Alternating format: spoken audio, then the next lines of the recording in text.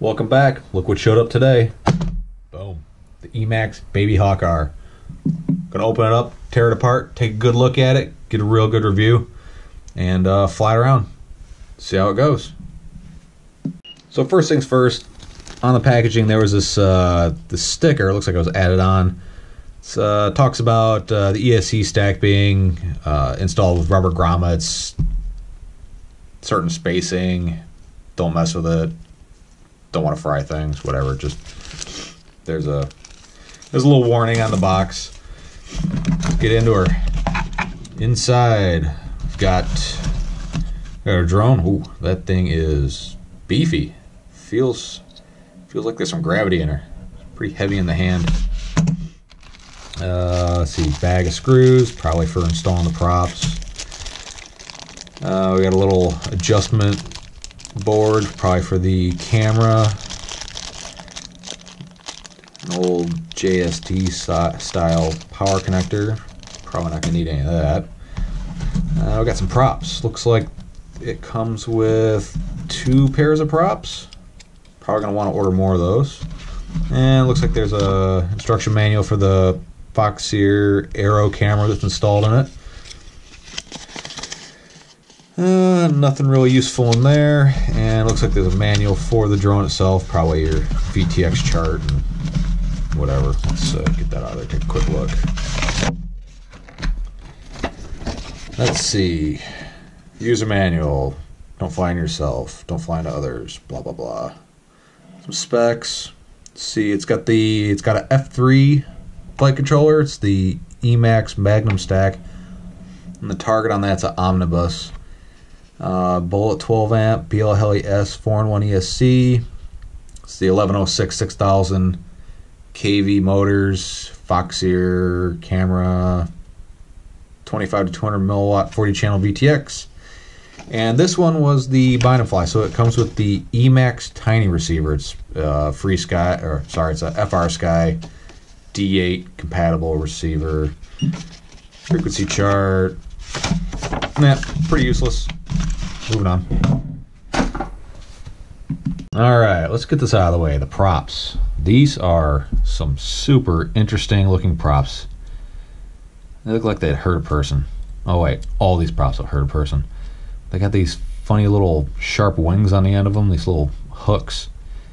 But supposedly these props were built specifically for these motors, so it'll be pretty interesting to use them, and I'll try out some of my normal 2-inch props that I use. Well, they look pretty good. I've looked online, I can't seem to find any red ones for replacements, just the clears, so yeah, 2 sets. Hopefully they're pretty durable and they survive a few crashes. They are pretty stiff props. It's the RS 1106 6000 kV motors. It should be good on 3 and 4S. Let's weigh this pig. And grams, it is 84 grams. That feels like a lot. Here I have a Flex RC Ascent that I built up with 1105 motors. And this thing, with the props on, is only coming in at 70 grams. So, yeah, this is pretty heavy, but, you know, the arms are pretty darn thick on it. It looks like it can take an absolute beating. But this guy here will take an absolute beating as well, which I have done to it many, many times. Okay, so let's see. It's got this really nice, looks like some sort of polycarbonate canopy on it. It's really cool looking. It looks like a big ladybug. Looks like it comes off with a couple screws here in the back, and looks like a pivot on these 2 screws, but I'm just going to take them off anyways. Alright, I got the screws out, and she comes right up the top. This looks pretty nice. It's got some nice metal inserts in there, so you're not threading into plastic, and they're deep in there too. They go all the way out to here. I don't know if you can see that or not. All the way up to there. So this thing's pretty well built. All right, getting into the meat of her. Here's that EMAX FR Sky compatible receiver here. Kind of reminds me of the older XM receivers, not the XM Plus with the dual antennas, but just a single antenna model here. It's a Foxy Aero camera, Aero Micro. Not sure what size lens that is. Looks like it's going to be pretty narrow. I might have to change that out. I'm used to like a 2.1 on a run cam. Comes with the little extension lead for your camera control. Let's go ahead and pop that out of there and get her out of the way. There's our flight stack. It's definitely soft mounted. There's a, I don't know if you can see that on the camera, but she's weeble wobbling all over the place. Hopefully these screws don't fall out.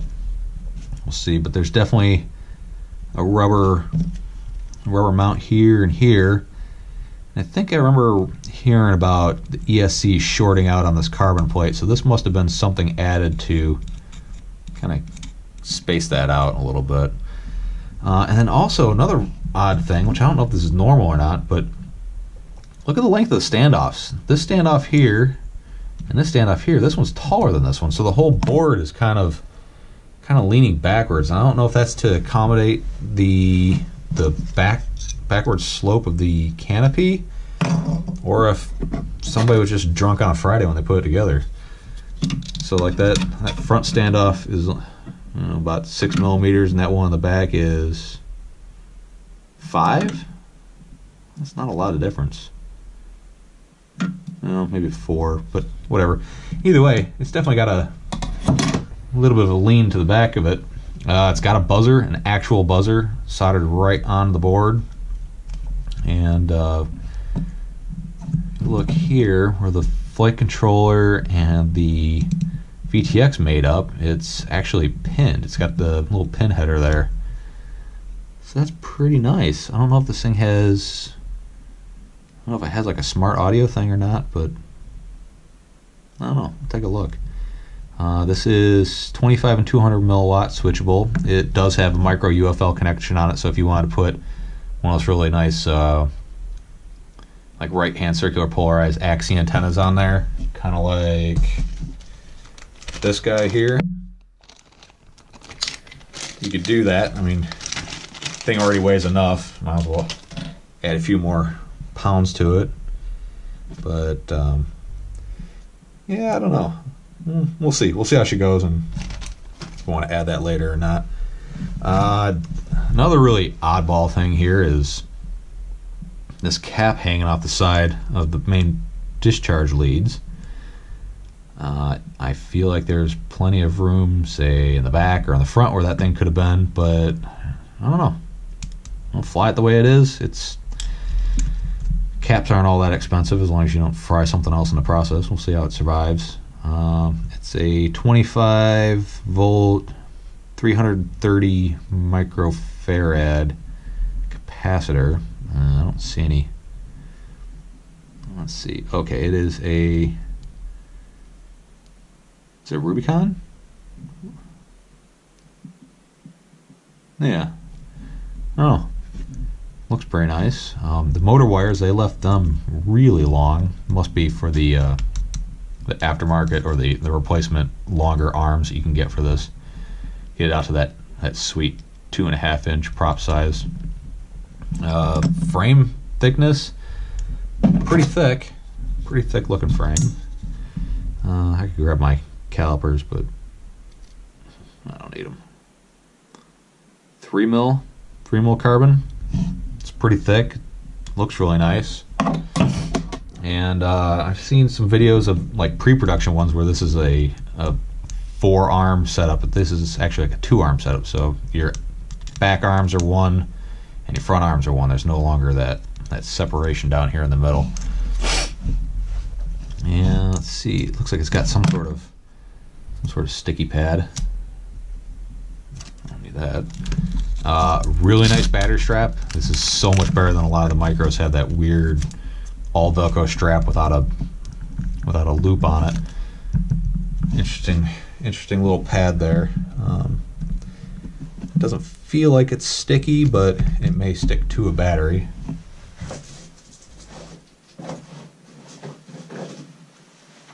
Let's see.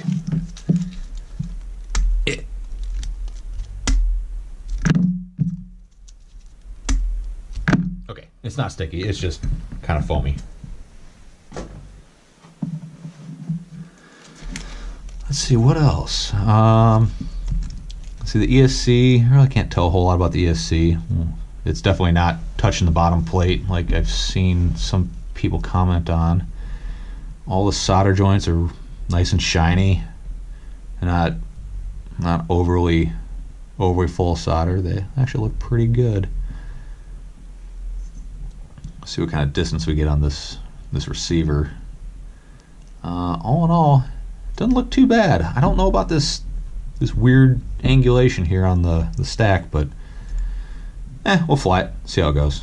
All right, put her back together. Okay, so yep, everything seems to be good now. Let's see, check out my aux channel. So flip aux 1, and I'm getting the angry beeps. And this receiver seems like it's got RSSI set up on aux 5. Let's go look at the modes. So let's see. ARM is aux 1. So that should be set up right. Shut up. Angle on switch 2, angle on horizon. That's not usually how I fly. Go ahead and set this up the way I typically fly these things. So I don't use angle or horizon, and I usually do my beeper on aux 2. Save that.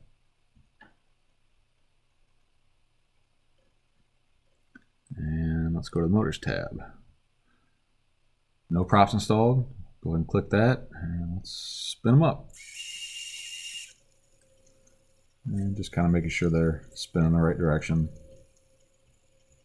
They don't sound too bad.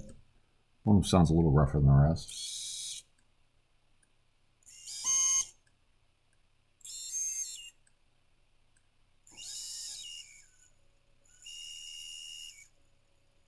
Yeah, motor 4's got a little bit of hitch in her step, but not too bad. Okay, let's go check out the rest of this stuff. So go back to ports. USB on there. UART3 is our serial RX. This is a non-telemetry receiver, so I don't have any of that set up here. Configuration tab. Quad X D-Shot 600. Motor stop is off. 4.5 for the digital idle percent. By the way, this has been set up and custom tuned by EMAX before it was sent out, so pretty much going to leave all this stuff alone, see how it flies. Barometer, I'll just kill that now because obviously I don't have one. 4K is how they have it set up at a CPU loop of 13%.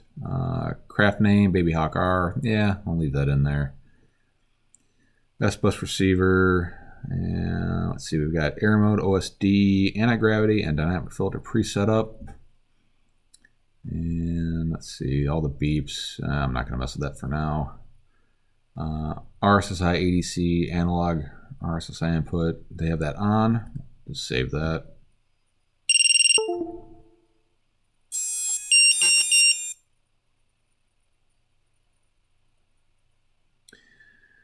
For power and battery, let's see, they have current meter set up. Clearly there is no current meter. So we'll save that. Fail safe. Yep, this is all pretty much the way it should be. PID tuning. Oh yeah, they have changed a lot in here. This is not stock Betaflight PIDs. They got VPAT, PID compensation on, anti-gravity gain of 1, which is basically none. We'll leave it there. Here's your PIDs. Let's see. Well, it looks like they got different rate profiles in here as well. Well, looks like they just got theirs and then the stock one.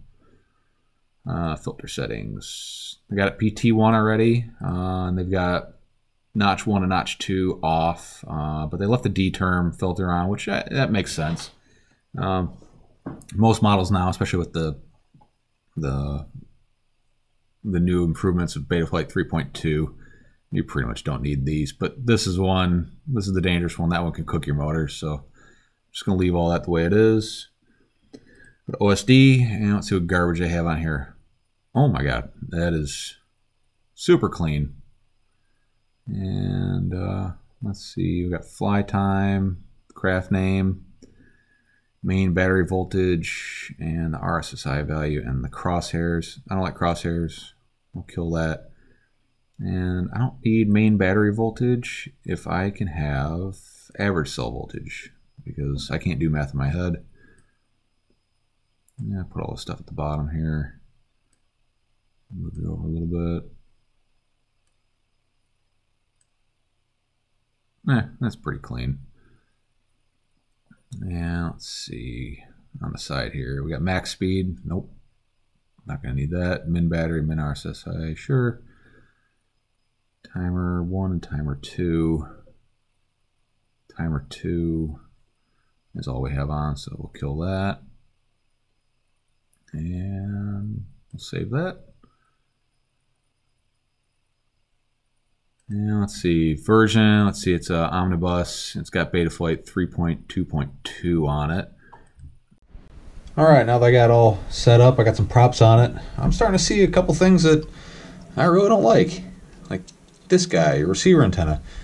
Yeah, it can get in those props pretty easily. If I bend it up like that, I really don't see it staying like that. But I don't know. We'll go fly it. I've got plenty of extra antennas. I want to see if it actually chops it or whatnot. All right, head out to the field. Here we go.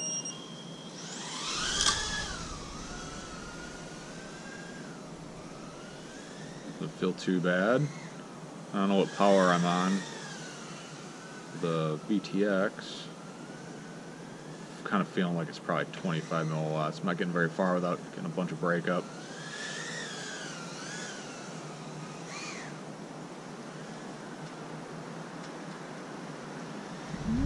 Flies pretty good. Pretty tame. Crash is good.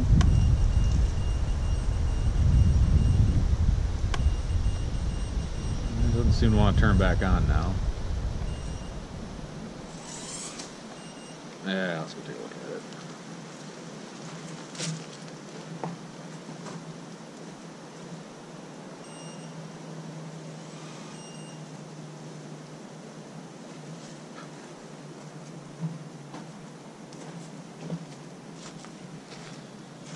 Alright, well, let's see, that battery pad on there really kind of sucks.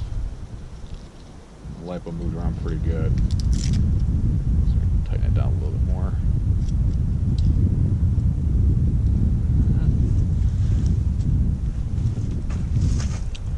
Give it another shot. Getting spoiled, I've got too many quads with smart audio on them. The VTX switching. It's about as basic as it gets. I think my Tiny Whip's got more technology than this thing does.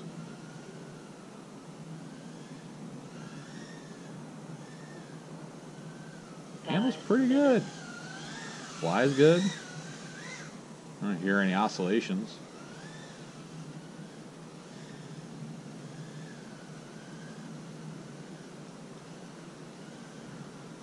Seems like the RSSI readout's probably pretty accurate.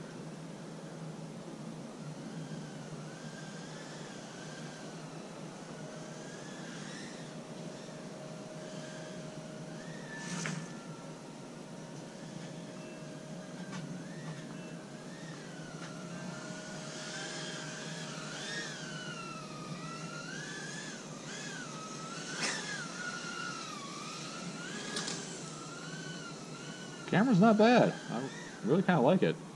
It's like a little bit of the sharpness setting could be adjusted. Get rid of that weird shimmery effect.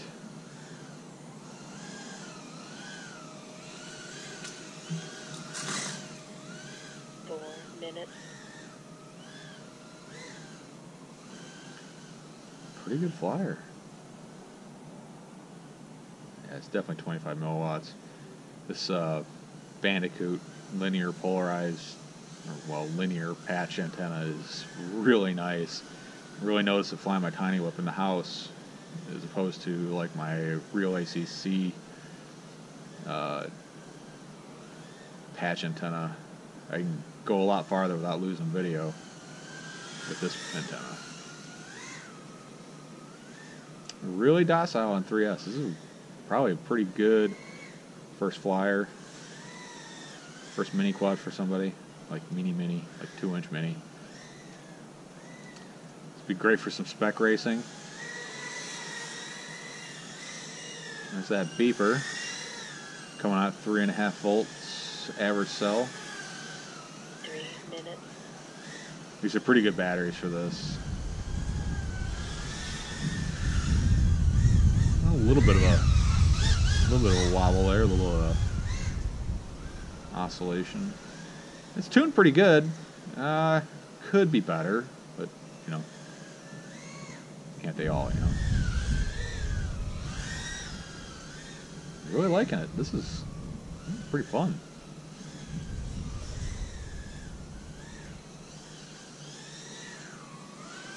Not sure how much of a beating these props are going to take. I'm at 3.5 minutes. No more than 3.5 minutes.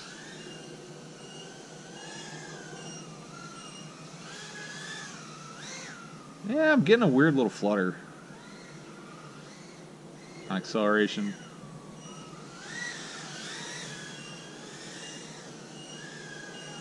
Yeah, I'm going to be pretty hard at this fast. Oop, we're dropping fast.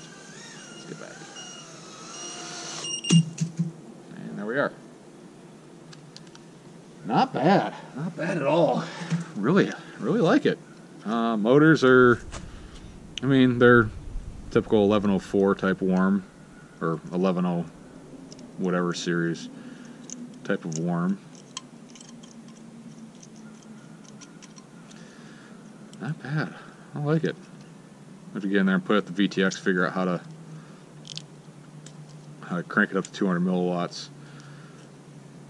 Not bad. Props are pretty well. I mean, it wasn't a hard crash. It was just kind of putting it in the dirt. But they look good. They look good. It'd be interesting to try it on some different props, but I got this mostly for spec racing, and one of the requirements are to be using the Avon 2-inch props from EMAX, so these be the ones. Yeah, look at that capacitor set up there. I don't really see any issues with it sitting out right there. I mean, if you whack something good there, you're gonna break a bunch of stuff anyways, so it's really not that big of a deal. Cool. We'll get a little more flights on it. Let you know how I think. Alright, so I've put probably 20 or so packs through this thing in the last couple days. 3S Tattoo 650 milliamp batteries. These I think these strike a good balance between weight and flight time, getting 3.5 minutes ish, give or take, depending on how hard you push it. The Avon 2-inch props, 2 big thumbs up. These things are incredible. Still my first set of props, and I've probably crashed this thing a good dozen times. Some soft, some pretty darn hard. I haven't broken anything. Nothing. This thing is incredible. All the screws fell out of my stack. Luckily the battery was there to capture them, so I had to go back and Loctite these in while still keeping that little bit of gap between the ESC and the frame. The capacitor, it's fine. Hasn't come off. I moved the receiver antenna from this little hole to this one. Makes it come out a bit more upright. It's a good place for it. And battery strap fell off on a crash, and I flew it back with a battery dangling and strap was gone, so that thing's gone. I just slid a normal size quad tattoo strap in there, and that works pretty darn good. I'll probably just stick with this. And then I got rid of the foam pad and replaced it with some of this gel padding stuff. I'll put a link to that in the description below. The PID tuning was okay. I spent quite a bit of time tuning it myself, and I'll put a picture of my PIDs and a CLI dump in the description. This thing flies just incredible. I'll have to do a part 2 with my final setup, but for 140 bucks, I think this thing is a winner. You can't go wrong with this thing. This is great for spec racing, experienced flyers, new flyers. This thing, it's durable, it's fun, it's fast, it's totally controllable. Yeah, big thumbs up. Thanks for sticking with my video. If you like what I'm doing, give me that thumbs up, like, subscribe, all that stuff. All right, catch you next time. Bye for now.